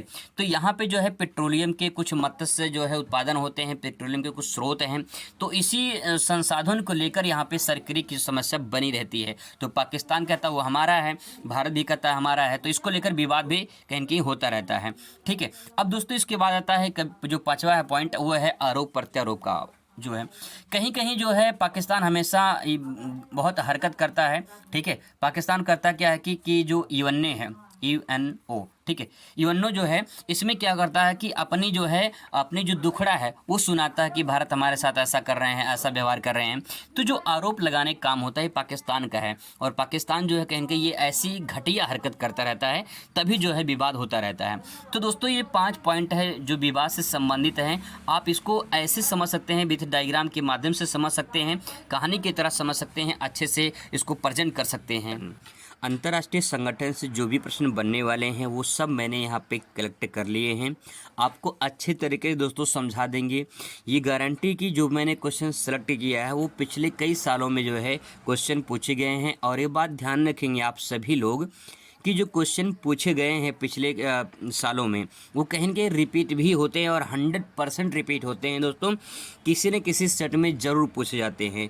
तो चलिए शुरुआत करते हैं। आज का ये बहुत ही बेहतरीन टॉपिक होने वाला है। अंतर्राष्ट्रीय संगठन से हर साल सवाल पूछे जाते हैं। चलिए आपको समझाने की पूरी कोशिश करेंगे, साथ साथ में आपको याद भी करवाएंगे। पहला क्वेश्चन दोस्तों यहाँ पे है, संयुक्त राष्ट्र संघ सुरक्षा परिषद के किन्हीं 2 अस्थायी तथा 2 अस्थायी सदस्यों के नाम लिखिए। आपको जानकारी के मुताबिक बता दें जो संयुक्त राष्ट्र संघ है, ये संयुक्त राष्ट्र संघ सुरक्षा परिषद, इसके अंतर्गत जो है 5 अस्थायी सदस्य आते हैं और 10 जो है अस्थायी सदस्य आते हैं। और जो 10 अस्थायी सदस्य आते हैं, 5 अस्थायी सदस्य होते हैं, इन्हीं में से जो है 2-2 का नाम पूछा है, किन्हीं 2 का नाम लिखना है, 2 अस्थायी लिखना है और 2 अस्थायी सदस्यों का नाम लिखना है। अब यहाँ पे दोस्तों देखिए 2 अस्थायी सदस्य में बात करें तो मैं अभी 5 को बता दूंगा, अभी आगे इसका एक लॉन्ग क्वेश्चन आएगा उसमें पूरा कंप्लीट मैं कर दूंगा, ठीक है। पहले यहाँ पे समझ लीजिए कि 2 जो अस्थायी सदस्य हैं वो एक अमेरिका हो गया, दूसरा फ्रांस हो गया, ठीक है। अमेरिका और फ्रांस। अमेरिका देखिए नॉर्थ अमेरिका में आता है और उसके बाद फ्रांस जो होता है ये यूरोप महाद्वीप में आता है। वहीं बात करें अस्थायी सदस्य में तो भारत और नॉर्वे। भारत देखिए एशिया में आता है, नॉर्वे आता है यूरोप महाद्वीप में। तो यहाँ पे अगर बात करें भारत और नॉर्वे जो है ये अस्थायी सदस्य हो गए और अमेरिका और फ्रांस ये हो गए आपके, ये अस्थायी हो गए और ये हो गए आपके अस्थायी सदस्य, ठीक है। तो दोस्तों आपसे 1 नंबर का सवाल पूछा जाएगा और आपसे यही पूछेगा कि किन्हीं 2 अस्थायी और किन्हीं 2 अस्थायी सदस्यों का नाम लिखिए। तो अस्थायी में हो जाएंगे ये दोनों, ठीक है, और अस्थायी में हो जाएंगे भारत और नॉर्वे हो जाएगा। इसके बाद दोस्तों अगला क्वेश्चन यहाँ पे आता है, 1 नंबर का सवाल हो सब। यहाँ पे सवाल ये यहाँ पे संयुक्त राष्ट्र संघ के अंगों के नाम लिखिए। सवाल यहाँ पे संयुक्त राष्ट्र संघों के जो अंग हैं उनके नाम लिखना है। तो ऐसे कौन कौन से अंग हैं उनको देखना है। तो ये 5 अंग यहाँ दिए गए हैं, इन 5 अंग को समझना है। पहला होता है महासभा। आपको जानकारी के मुताबिक बता दें जो अस्थायी सदस्य होते हैं, जो अस्थायी सदस्य होते हैं और जो अस्थायी सदस्य होते हैं, इन अस्थायी सदस्यों की जो चुनाव होता है वो महासभा के द्वारा किया जाता है। जो अस्थायी सदस्य होते हैं इनका 2 साल में चुनाव होता है, जैसे भारत और नॉर्वे अस्थायी सदस्य में आते हैं। इनका हर 2 साल बाद चुनाव होता है और चुनाव के जो जिम्मा सौंपा गया है वो महासभा को सौंपा गया है। तो इसमें पहला पॉइंट हो जाएगा संयुक्त राष्ट्र संघ के अंग में महासभा हो जाएगा। महासभा होगा, इसके बाद होगा सुरक्षा परिषद, ये दूसरा इसका पार्ट हो जाएगा, दूसरा इसका अंग हो जाएगा। तो ये ध्यान में रखना है आपको, सुरक्षा परिषद। देखिए महासभा होगा तो क्या होगा, कहीं कहीं सुरक्षा भी होगी, और सुरक्षा होगी तो आर्थिक रूप से और सामाजिक रूप से हम कैसे हो जाएंगे, मजबूत हो जाएंगे। थोड़ा कहानी की तरह याद कर लेंगे तो अब दिक्कत नहीं होगी। महासभा क्या होता है, महासभा वो होता है जो अस्थायी और अस्थायी सदस्यों का चुनाव करता है, खासकर इसमें जो अस्थायी सदस्य होते हैं इनका चुनाव करता है। ठीक है, अब इसके बाद दोस्तों जब महासभा चुनाव कर लेगा तो हमें क्या मिलेगा, सुरक्षा मिलेगा। सुरक्षा जब मिल जाएगी तो हम आर्थिक रूप से और सामाजिक रूप से कैसे हो जाएंगे, अच्छे हो जाएंगे। तो तीसरा पॉइंट क्या हो जाएगा, आर्थिक और सामाजिक परिषद हो जाएगा। ठीक है, इसके बाद दोस्तों आपका आता है सचिवालय। सचिवालय का होना जरूरी है, ठीक है, ताकि जो है हमारे काम अच्छे से हो सके, तो सचिवालय होना जरूरी है। तो महासभा होगा, महासभा होगा तो सुरक्षा होगी, सुरक्षा होगा तो आर्थिक और सामाजिक जो है वो हमको सुरक्षा प्रदान होगी। इसके बाद तो सचिवालय का होना जरूरी है, ठीक है, और सचिवालय अगर काम नहीं करता तो हम अंतर्राष्ट्रीय न्यायालय में भी जा सकते हैं। तो यहाँ पे इस प्रकार से ये 5 अंग आप यहाँ पे नोट डाउन कर सकते हैं, बहुत ही मोस्ट इंपॉर्टेंट है ये 5 पॉइंट। आई होप आपको समझ में आ गया होगा, एक बार और फिर से देख लेंगे तो आपको याद होने की पूरी गारंटी रखते हैं। इसके बाद दोस्तों बात करें अंतर्राष्ट्रीय न्यायालय, ये क्वेश्चन पूछा गया है, बहुत ही मोस्ट इंपॉर्टेंट है कि अंतर्राष्ट्रीय न्यायालय कहाँ पे है। तो अंतर्राष्ट्रीय जो न्यायालय है वो हेग है, हेग में पड़ता है, और हेग पड़ता है नीदरलैंड में। और नीदरलैंड कहाँ पड़ता है, नीदरलैंड पड़ता है आपका यूरोप में। अगर मैं आपको मानचित्र में दिखाऊं कि नीदरलैंड कहाँ पे है तो आप इस पे ऐसे महसूस कर सकते हैं। दोस्तों इस संसार के मैप में मैं आपको दिखा दूं, यूरोप महाद्वीप में नीदरलैंड है, आप यहाँ पे देख सकते हैं। इस वाले पोर्शन में देखें यहाँ पे यूके है, यूके मतलब यूनाइटेड किंगडम है। इसके बाद दोस्तों आपको यहाँ पे दिखाई दे नीदरलैंड, यहाँ पे देख सकते हैं। ये जो नीदरलैंड है यहाँ पे ये वाला पोर्शन जो है ये है नीदरलैंड का, ठीक है। जर्मनी ये है, जर्मनी के जस्ट ऊपर जो है यहाँ पे आपको नीदरलैंड दिखाई देगा, ठीक है। इसके बाद यहाँ पे बेल्जियम है और ऊपर इसके डेनमार्क है। लेकिन हमको समझना है नीदरलैंड, तो नीदरलैंड एकदम समुद्र के तट पर है और जर्मनी का पड़ोसी है, ठीक है। इस प्रकार से आप नीदरलैंड को यूरोप महाद्वीप में समझ सकते हैं। ये दोस्तों बहुत ही इंपॉर्टेंट है, कंपटीशन ही कई बार पूछा गया है अंतर्राष्ट्रीय न्यायालय कहाँ पे है, तो हेग में पड़ता है। हेग कहाँ पड़ता है, नीदरलैंड में। इसके बाद दोस्तों अगला क्वेश्चन है WTO क्या है, इसके बारे में सवाल अगर आप पूछेगा तो कैसे लिखेंगे। सबसे पहले इसका फुल फॉर्म जानते हैं WTO का, तो वर्ल्ड ट्रेड ऑर्गेनाइजेशन, ये इसका पूरा नाम हो गया, वर्ल्ड ट्रेड ऑर्गेनाइजेशन। वर्ल्ड यानी विश्व, ट्रेड का मतलब होता है व्यापार, ऑर्गेनाइजेशन होता है संगठन, ठीक है। विश्व व्यापार संगठन जो है ये हो गया, तो WTO का पूरा नाम हो गया। अब है क्या ये, इसके बारे में समझते हैं। सबसे पहले पॉइंट और यहाँ पे समझ लेते हैं कि इसकी स्थापना जो है 1995 में हुई थी। कब हुई थी, 1995, ठीक है। किसको 95, WTO को 95, ठीक है, 1995, नहीं तो जान चली जाएगी, ठीक है। जिनेवा, इसका मुख्यालय कहाँ पे है, जिनेवा। ये जिनेवा कहाँ पड़ता है, स्विट्जरलैंड में पड़ता है, ठीक है। जिनेवा जो पड़ता है ये है स्विट्जरलैंड में, ये है आपका स्विट्जरलैंड में। ये कहाँ पे है, ये भी आपका यूरोप महाद्वीप में पड़ता है, ठीक है। तो इसका मुख्यालय कहाँ पे है, जिनेवा में है। और इसके बारे में डिटेल में अगर बात करें तो WTO एक अंतर्राष्ट्रीय संगठन है। तो सबसे पहला सवाल यहीं पे आता है कि WTO क्या है, तो एक अंतर्राष्ट्रीय क्या है, एक संगठन बनाया गया है। अंतर्राष्ट्रीय संगठन का मतलब ये होता है कि जब कोई एक संस्था, कोई एक संगठन, कोई एक गुट कई सारे देशों को संचालित करता है, कई सारे देशों को जो है अगर मान लो यहाँ व्यापार लिखा है तो व्यापार से संबंधित जो नियम वगैरह होते हैं उसको लागू करता है। उसको देखता है कि कौन सा देश कितना व्यापार कर रहा है, किस प्रकार से संचालन हो रहा है वहाँ पे, उसका देखरेख करता है। जब कोई संस्था एक से अधिक देशों में संचालन करे या फिर नियमों को लागू करे तो उसे हम अंतर्राष्ट्रीय कहते हैं। तो यहाँ पे अंतर्राष्ट्रीय संगठन का मतलब तात्पर्य समझ में आ गया होगा आपको। अब इसके आगे लिखा है यह अंतर्राष्ट्रीय व्यापार से संबंधित नियमों को निर्धारित एवं संचालित करने के लिए विकसित देशों की पहल पर आरंभ किया गया है। अब दोस्तों जो WTO है, देखिए विकसित देश जो होते हैं, विकसित देश वो होते हैं जो पूरी तरह से कहीं न कहीं अपने आप में डेवलपमेंट होते हैं, जैसे उनका प्रति व्यक्ति आय अच्छा होता है, उनकी तकनीकी अच्छी होती है, उनकी जो है रोजगार अच्छे होते हैं, वहाँ पे व्यापार अच्छा होता है, वहाँ पे लोगों का विकास सब कुछ अच्छा होता है, चिकित्सा की सुविधा होती है, शिक्षा की सुविधा होती है, इसीलिए विकसित होते हैं। ठीक है, अब दोस्तों यहाँ पे अगर बात करें विकसित देशों के पहल पर एक शुरू किया गया है एक अंतर्राष्ट्रीय संगठन है जिसका नाम है WTO। ठीक है, अब ये क्या है, तो यहाँ पे जो नियम लगाए जाते हैं व्यापार में, एक देश से दूसरे देश में व्यापार करना हो, जैसे मान लो चीन जो है, चीन भारत में व्यापार करता है। ठीक है, चीन जो है भारत में व्यापार करता है, तो उस व्यापार पे जो है नियम लगाने के लिए WTO जो है कानून बनाता है कि देखो इतनी इस प्रकार से नियम लगाया गया है, ऐसे ऐसे जो है व्यापार करना है।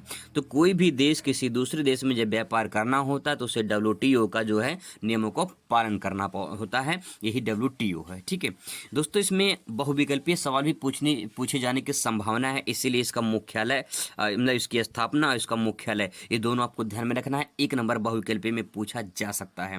आई होप आपको क्लियर हो चुका होगा WTO के बारे में। WTO क्या है, एक अंतर्राष्ट्रीय संगठन है जो व्यापार से संबंधित नियमों को निर्धारित करता है और संचालन करता है।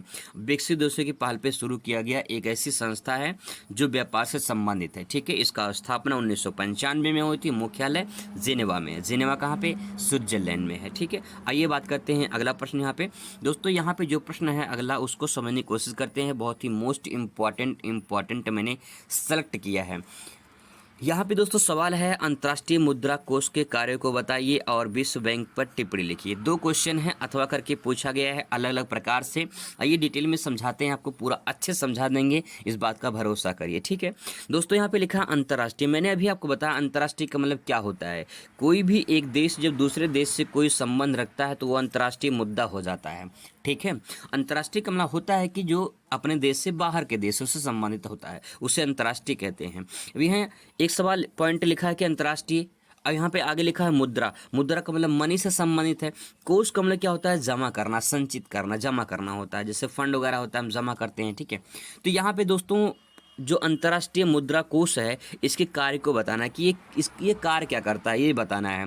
दूसरी बात है अथवा करके पूछा कि जो विश्व बैंक है इस पर टिप्पणी लिखना है या इसके कार्य लिखना है। तो ये आपसे ये सवाल पूछेगा तो उसको कैसे लिखेंगे। सबसे पहले आपको ये समझना है कि अंतर्राष्ट्रीय मुद्रा कोष और विश्व बैंक है क्या, तभी तो कार्य समझ पाएंगे। अगर डायरेक्ट मैं आपको कार्य ही समझा दूँ तो दिक्कत हो जाएगी, आपको जो बेसिक आधार है वो आपका कमज़ोर हो जाएगा और आपको प्रश्न समझ में नहीं आएगा, उसका आंसर भी आप अगर याद रट्टा मार लेंगे तो आगे चलकर भूल भी जाएंगे। इसलिए दोस्तों समझने की जरूरत है। यहाँ पे सबसे पहले यही समझते हैं कि अंतर्राष्ट्रीय मुद्रा कोष और विश्व बैंक है क्या, ये फिर कार्य को समझेंगे। यही समझने का तरीका होता है, यही पढ़ने का तरीका होता है। लोग क्या करेंगे, क्वेश्चन बैंक से किताब से कहीं से नोट डाउन करके बता देंगे देखो ये कार्य है। अरे नहीं भाई, याद करने का तरीका होता है, एक प्रोसेस होती है। अगर आपको मंजिल पर चढ़ना है तो पहले आपको सीढ़ी बनानी पड़ेगी। जब आप सीढ़ी बना लोगे तभी जो है आप उस मंजिल पर चढ़ सकते हैं, और अगर बिना सीढ़ी के चढ़ गए तो आप जो है मंजिल पर नहीं पहुंच पाओगे। इसीलिए सीढ़ी बनाना बहुत ज़रूरी होता है। चलिए मैं आपको सीढ़ी बनाता हूँ, फाउंडेशन जो है वो आपको मजबूत करता हूँ। सबसे पहले अंतर्राष्ट्रीय मुद्रा कोष और विश्व बैंक क्या है समझने की कोशिश करते हैं। द्वितीय विश्व युद्ध के दौरान जो द्वितीय विश्व युद्ध था वो कब से कब शुरू हुआ था तो बता दें। 1939 से लेकर 1945 तक द्वितीय विश्व युद्ध चला था। ठीक है, 1939 से लेकर 1945 तक द्वितीय विश्व युद्ध चला था। उसी द्वितीय विश्व युद्ध दौरान की बात है। ठीक है, तो यहाँ पे देखिए 1945 से 1939 से 1945 तक जो है द्वितीय विश्व युद्ध चल रहा था, और उसी में 1944 की एक घटना है। देखिए 1944 में अमेरिका, जो संयुक्त राज्य अमेरिका है, अमेरिका के न्यू हैम्पशायर शहर में, किस शहर में, न्यू हैम्पशायर शहर में। ठीक है, कैसा शहर है, न्यू हैम्पशायर शहर है, और ब्रिटेन वुड्स नामक स्थान है। ये ब्रिटेन वुड्स नामक स्थान है, और इसी स्थान पर जो है एक सम्मेलन हुआ था। उसी सम्मेलन में अंतर्राष्ट्रीय मुद्रा कोष और विश्व बैंक की स्थापना की गई थी। यहाँ पे तो बात क्लियर हो चुकी है कि इनका जन्म हुआ है, किसका, अंतर्राष्ट्रीय मुद्रा कोष और विश्व बैंक का क्या हुआ है, जन्म हुआ है। जन्म कब हुआ था, 1944 में। किस स्थान पे हुआ था, ब्रिटेन वुड्स नामक स्थान पे हुआ था, और ये कहाँ पे है, न्यू हैम्पशायर में है, और न्यू हैम्पशायर कहाँ पे है, अमेरिका में है। आई होप दोस्तों आपको क्लियर हो चुका होगा। यहाँ पे सबसे पहले अगर आपसे पूछा जाए कि इन अंतर्राष्ट्रीय मुद्रा कोष क्या है, तो इनका जन्म हुआ है, जन्म कब, 1944 में, और किस स्थान पे, ब्रिटेन वुड्स नामक स्थान पे, न्यू हैम्पशायर में और अमेरिका में हुआ था। अब दोस्तों इसका कार्य क्या है ये बात को समझते हैं, लेकिन थोड़ा डिटेल में और मैं आपको समझा दूं कि 1944 में इन दोनों की स्थापना हुई द्वितीय विश्व युद्ध के दौरान। द्वितीय विश्व युद्ध में जो देश प्रत्यक्ष या अप्रत्यक्ष रूप से प्रभावित हुए थे, उनकी आर्थिक मदद के लिए अंतर्राष्ट्रीय मुद्रा कोष और विश्व बैंक की स्थापना की गई थी। अब दोस्तों यहाँ पे एक बात और समझने की कोशिश करते हैं कि अंतर्राष्ट्रीय मुद्रा जो कार्य है वो कौन कौन से कार्य करते थे, लेकिन बस आपको इतना समझना है, द्वितीय विश्व युद्ध चल रहा था, उस टाइम पे जो देश घायल हो जाते थे या जो कहीं न कहीं उनकी आर्थिक स्थिति खराब हो जाती थी, उनको आर्थिक सहायता देने के लिए अंतर्राष्ट्रीय मुद्रा कोष और विश्व बैंक अस्तित्व में आए थे, ताकि जो है जो अन्य देश हैं उनको, गरीब देश हैं, मतलब अर्धविकसित देश हैं, विकासशील देश हैं, उनको आर्थिक सहायता पहुँचाया जा सके। इसी प्रकार से जो है ये ब्रिटेन वुड्स नामक स्थान पर अंतर्राष्ट्रीय मुद्रा कोष और विश्व बैंक की स्थापना की गई थी। आगे बढ़ते हैं, इनके समझते हैं कुछ और इम्पोर्टेंट, और इसी में कार्य भी आपको समझा देंगे। सबसे पहले है अंतर्राष्ट्रीय मुद्रा कोष। ये वैश्विक स्तर की वित्तीय व्यवस्था को देखरेख और वित्तीय और तकनीकी सहायता उपलब्ध कराता है। पहला पॉइंट ये हो जाएगा, पहला कार्य भी ले सकते हैं इसमें कि अंतर्राष्ट्रीय मुद्रा कोष का काम क्या होता है, ये वैश्विक स्तर पर। वैश्विक स्तर का मतलब क्या, विश्व स्तर पर एक देश से दूसरे देश में जो है मदद करना, ये वैश्विक स्तर हो गया। वित्तीय व्यवस्था, वित्त मतलब क्या होता है, धन होता है। व्यवस्था मतलब क्या करना, व्यवस्था करना किसी चीज़ का, और किस चीज़ का व्यवस्था करना, वित्त का, वित्त मतलब धन, तो धन की व्यवस्था करना ये कौन करेगा, ये अंतर्राष्ट्रीय मुद्रा कोष करेगी। वैश्विक स्तर पर जिस देश को धन की आवश्यकता पड़ेगी, जरूरत पड़ेगी, उनको सहायता मिलेगी, वित्तीय व्यवस्था उनकी देखरेख करना है। ठीक है, जैसे होता ना कोषाध्यक्ष नियुक्त किया जाता है, तो कोषाध्यक्ष कौन होता है, जिसके पास पूंजी जमा होती है। जैसे मान लो कोई ट्रस्ट है, कोई मंदिर है, कुछ भी मस्जिद वगैरह कुछ भी होता है एनीवन, तो उसमें जो है एक कोषाध्यक्ष होता है, उसके पास पैसा जमा होता है, उस मतलब पैसा क्या लेखा जोखा रखता है वो। ऐसे ही अंतर्राष्ट्रीय मुद्रा कोष है, ये क्या करता है, पैसों का लेखा जोखा करता है, यानी जो वित्त व्यवस्था है उसका देखरेख करता है और वित्तीय तकनीकी सहायता उपलब्ध कराता है। अगर किसी भी देश को सहायता चाहिए धन की या तकनीकी की, तो वो जो है कहीं के अंतर्राष्ट्रीय मुद्रा कोष उपलब्ध कराता है। आई होप आपको क्लियर हो रहा होगा दोस्तों। यहाँ पे अगला पॉइंट यहाँ पे है कि वैश्विक जो विश्व बैंक है, ये विश्व बैंक क्या करता है, विश्व बैंक का काम क्या है, विश्व बैंक शिक्षा, स्वास्थ्य, कृषि एवं ग्रामीण विकास एवं पर्यावरण सुरक्षा संबंधी जो है ये सहायता उपलब्ध कराता है, तथा सुशासन मतलब अच्छा शासन, सुशासन का कार्य करता है। यानी जो विश्व बैंक है, अगर कोई भी देश में शिक्षा संबंधी कोई प्रॉब्लम होती है, स्वास्थ्य संबंधित से कृषि संबंधित, ग्रामीण बैंक से संबंधित कोई प्रॉब्लम होती है, या पर्यावरण से संबंधित कोई प्रॉब्लम होती है, तो कहीं न कहीं वो देश जो है, वो जो विश्व बैंक है ये आर्थिक सहायता पहुँचाते हैं। ठीक है, यह इसका मुख्य कार्य विकासशील देशों को संबंधित है। तो इसका जो मुख्य कार्य है, मैंने भी बताया कि जो गरीब देश हैं, जो अर्धविकसित देश हैं, जो विकासशील देश हैं, उनको आर्थिक सहायता पहुंचाना ही जो है विश्व बैंक का काम होता है। और अलग अलग तरीके से विश्व बैंक सहायता पहुंचाता है। अगर किसी विकासशील देश को शिक्षा में प्रॉब्लम है, स्वास्थ्य में, कृषि में, पर्यावरण सुरक्षा में, ग्रामीण विकास में या बैंक में, तो कहीं न कहीं विश्व बैंक जो है आर्थिक सहायता पहुँचाता है। ठीक है, आई होप दोस्तों आपको ये प्रश्न क्लियर हुआ होगा कि जो है ये अंतर्राष्ट्रीय मुद्रा कोष या विश्व बैंक क्या है। क्वेश्चन नंबर अगला देखते हैं। सवाल यहाँ पे दोस्तों है, संयुक्त राष्ट्र संघ की स्थापना कब की गई थी। अगर मैं दोस्तों आपको बात करूँ कि यहाँ पे एक मैंने वर्ड लिखा है चारपाई। आप चारपाई जानते होंगे, चारपाई क्या होता है, जिसे खटिया बोलते हैं, चारपाई। ठीक है, अब दोस्तों ये चारपाई यहाँ पे मैंने लिखा है। इस चारपाई में अगर मैं कहूँ आपसे कोई अंक निकालिए, तो क्या निकल कर आएगा। देखिए चार में क्या निकल रहा है, चार निकल रहा है। ठीक है, पाई चार, पाई मतलब पाँच, तो चार पाई। अब मैं अगर आपसे कहूँ कि उन लोगों को जो है, उन लोगों को चारपाई पे लिटा दो, तो चारपाई पे अगर लिटाओगे आप उन लोगों को, उन्हीं को चारपाई पे लिटा दो। ठीक है, उन्हीं को चारपाई पे लिटा दो। तो उन्हीं को चारपाई पे लिटाने का मतलब होता है चारपाई 1945 में।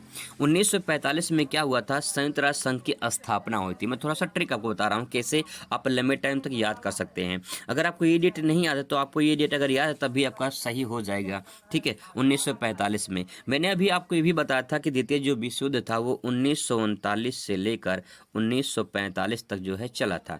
1945 में जो है संयुक्त राष्ट्र संघ की स्थापना हुई थी। 1 नंबर का सवाल यहाँ पे क्लियर हो जाएगा।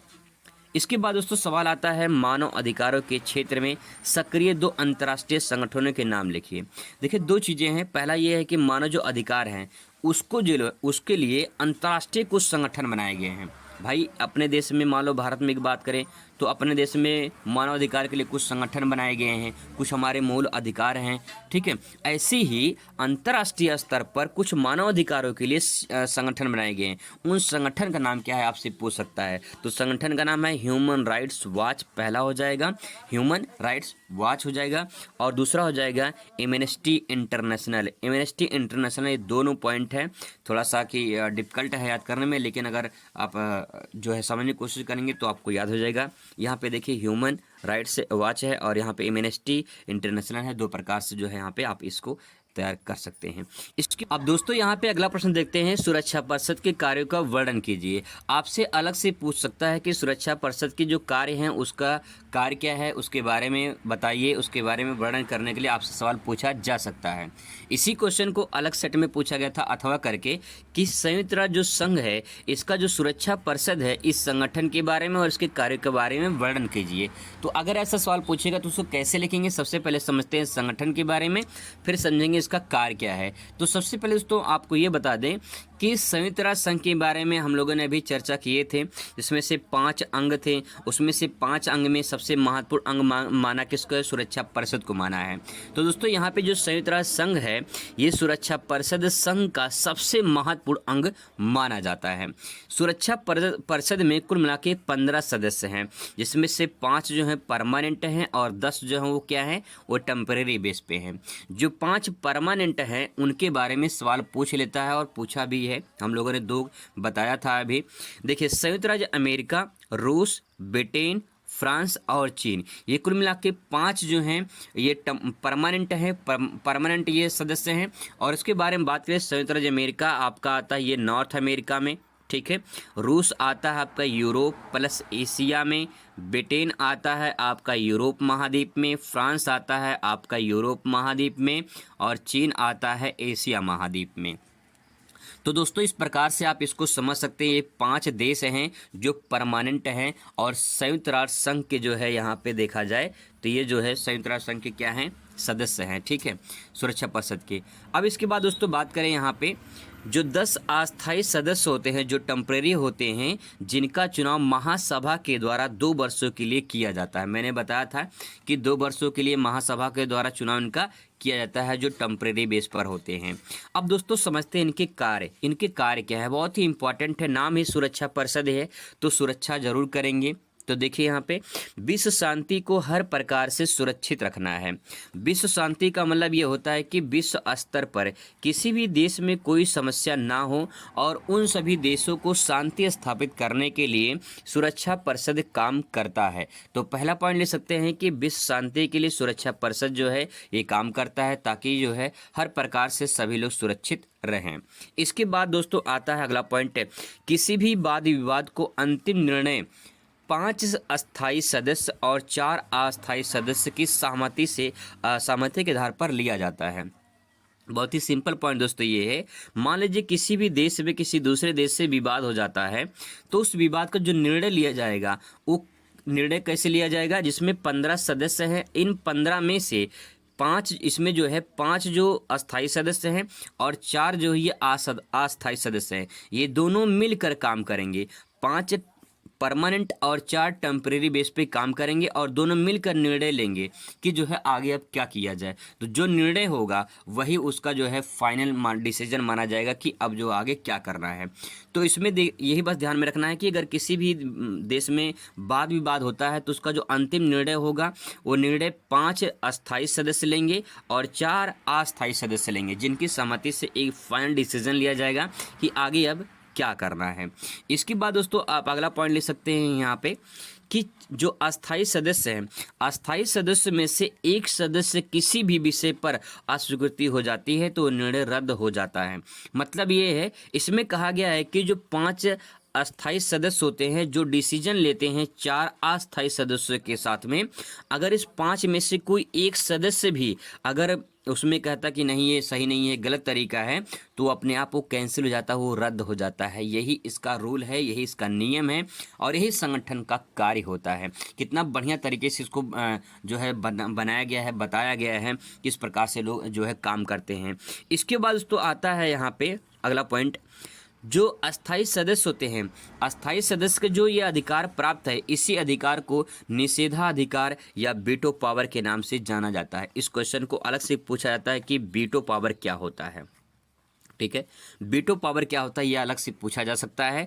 तो जो निषेधा अधिकार है वो वीटो पावर कहलाता है। निषेधा अधिकार का मतलब क्या है, किसी भी जो है क्षेत्र में निर्णय लेने के लिए अगर जो 5 अस्थायी सदस्य हैं उसमें से कोई अगर एक सदस्य भी अगर कहता है नहीं ये सही नहीं है, गलत है, तो डिसीजन पूरी तरह से रद्द माना जाएगा और यही जो डिसीजन रद्द जो माना जाएगा उसका वही पावर जो उसके पास है वही पावर वीटो पावर के नाम से जाना जाता है, जिसे निषेधाधिकार कहा जाता है। इसके बाद तो आता है 5वां पॉइंट, आवश्यकतानुसार इन अपने सैन्य शक्ति का प्रयोग का भी अधिकार है। अगर कोई भी देश में कोई भी सुरक्षा परिषद काम करती है, अगर वो नहीं मानती है सुरक्षा परिषद के जो बात कहा गया है, अगर वो देश नहीं मानती है तो उसे सैन्य शक्ति यानी सेना की जो शक्ति है उसका भी प्रयोग करने के जो है अधिकार प्राप्त है। तो इस प्रकार से दोस्तों आप इसको समझ सकते हैं। बहुत ही इम्पॉर्टेंट पॉइंट मैंने आपको यहाँ पे बताए हैं, ये बहुत ही मोस्ट इम्पॉर्टेंट है। आप इनको एक बार ज़रूर तैयार कर ले। अगर इनका PDF चाहिए तो मैं टेलीग्राम पे भेज दूंगा और व्हाट्सएप नंबर पे भेज दूंगा, जो पिछली वीडियो में मैंने व्हाट्सएप नंबर बताया था। तो मिलते हैं नेक्स्ट वीडियो में। Thanks for watching.